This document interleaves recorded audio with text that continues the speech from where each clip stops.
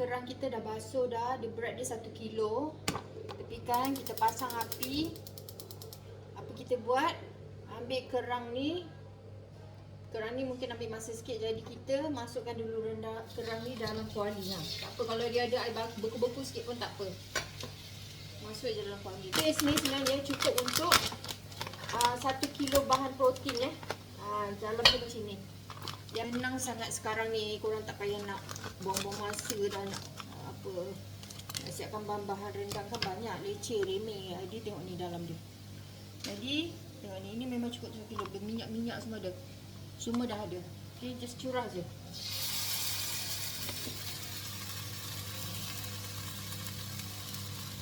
Curah saja ke dalam kuali yang ada kerang tadi.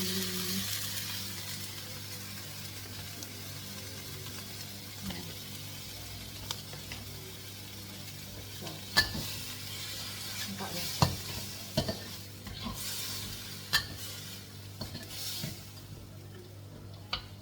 Dah 70% siap.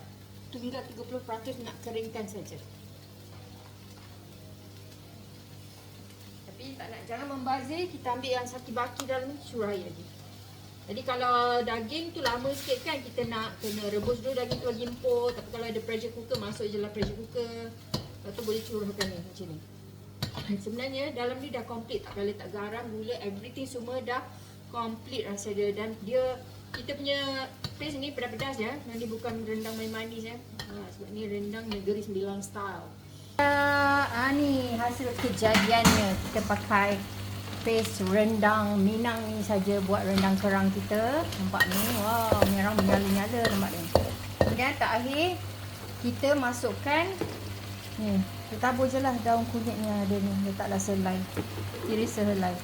Supaya rendang kita ni sebenarnya dalam paste ni pun dah ada daun ni, tapi dia punya colour tu dah tak hijau lah. Berarti dah retort kan paste tu. Jadi kalau nak lagi cantik kita buat sini. Dah siap guys. Kita rasa so dah tak payah tambah apa-apa. Simple.